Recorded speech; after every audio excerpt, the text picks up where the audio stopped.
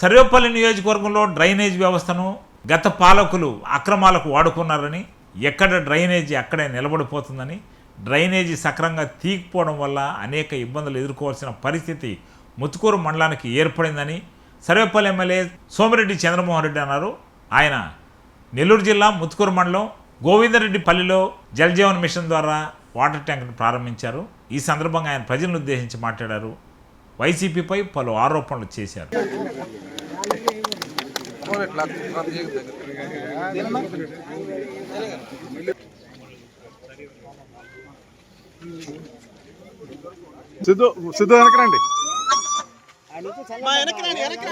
మన గౌరవ శాసనసభ్యులు సోమిరెడ్డి చంద్రమోహన్ రెడ్డి గారి చేతుల మీదుగా వాటర్ ట్యాంక్ ఆవిష్కరణ జరగబోతుంది.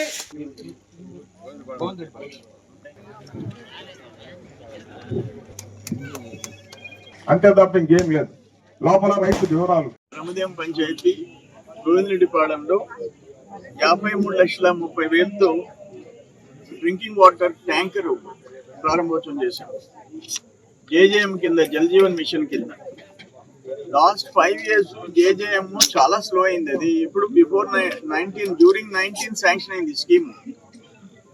5 years నత్తనడికి నడిచింది. ఇప్పుడు ఒక్క Brahmadevam panchayat for example 7 water schemes 2,93,00,000.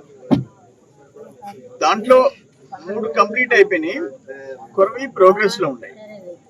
మొత్తం నియోజకవర్గానికి 111,82,00,000 రూపాయలు 428 వాటర్ స్కీమ్స్ శాంక్షన్ అయినాయి. అప్పుడు వాటిల్లో ఇప్పటికీ కంప్లీటెడ్ 225, ఇంకా నాట్ స్టార్టెడ్ 77 ఉన్నాయి.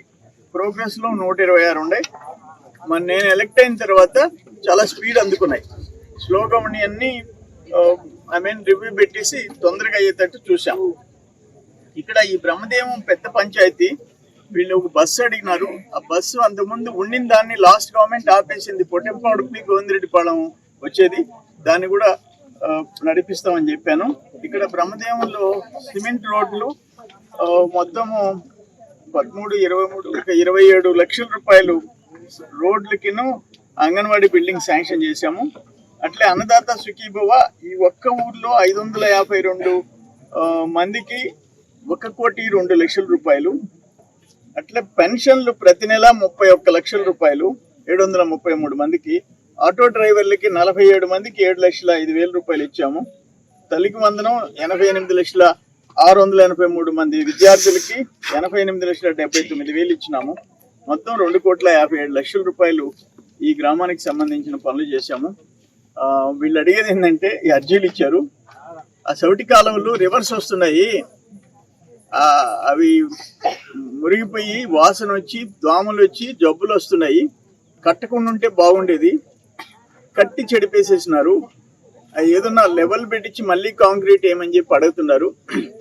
టోటల్ లాస్ట్ 5 years లో సర్వేపల్లి నియోజకవర్గంలో ఆర్డబ్ల్యూఎస్ లో కానీ లేకపోతే నుడాన్ ఫండ్స్ కానీ ఈ డ్రైన్స్ కట్టిన దాంట్లో భారీ కుంభకోణం జరిగింది. భారీ కుంభకోణం. ఏ ఊరికి పోయినా ఈ డ్రైన్లు అయ్యా వెనక్కి రివర్స్ వస్తున్నాయ్యా, మురిగిపోతున్నాయి, వాసన వస్తుంది, దోమలు వస్తున్నాయి, జబ్బులు వస్తున్నాయి. దానికి మళ్ళీ ఇంత పెద్ద పలకలు, ఆయనకంటే ఎత్తైన పలకలు. సౌటి కాలువలకు కూడా ప్రారంభోత్సవాలు, శంకుస్థాపనలు నేను ఎక్కడ చూడలే. అవి ఏ ఒక్కటి పని చేయటంలే. వాటికి రిపేర్లు చేయించమంటారు. నిన్నగాక మొన్న వాళ్ళు బిల్లు తీసుకుంటే దాని మీద మళ్ళీ ఎక్స్పెండిచర్ పెట్టాలంటే డిపార్ట్మెంట్కి కూడా కష్టమే. ఒక్క దోపిడీ కాదు, ఏదైనా సరే అవినీతికి అర్హత ఉంది, దేంట్లైనా దోపిడీ చేయొచ్చు అనేది ఆయన ఆ పెద్ద మనిషి రుజువు చేశాడు. దుర్మార్గం ఇది. నేను తీవ్రంగా ఖండిస్తున్నాను. రేపు ఉదయం బ్రహ్మదేవంలోనే సిఎల్ కంపెనీ భూమి పూజ రేపు 11 గంటలకి. దాదాపు 20 కోట్లతో hospital plus nursing training school కూడా శంకుస్థాపన జరిగద్ది. అది వాళ్ళు ఏం చెప్తున్నారంటే ఫస్ట్ 20 పడకలు 30, 40, 50 పడకలకి తీసుకుపోతాము. సంవత్సరానికి దాదాపు 7 కోట్ల రూపాయలు ఎక్స్పెండిచర్ అవుద్ది. ఫ్రీగా మందులు ఇస్తాము, ఫ్రీగానే పరీక్షలు చేస్తాం. అంటే పక్క జరగను ఇష్యూలు చేస్తాము, ఎవరి దగ్గర డబ్బులు తీసుకోము, సంవత్సరానికి 7-8 కోట్లు ఖర్చు పెడతాము, 7-8 కోట్లు ఖర్చు పెడతాము అన్నారు. ఇది ఒక ముత్తుకూరు, తోటపల్లిగూడూరు, ఈ ఈస్టర్న్ సైడ్ ఆఫ్ వెంకటాచల మండలం, వీటన్నిటికీ పనికొచ్చే ఒక మంచి హాస్పిటల్ రేపు రాబోతుంది.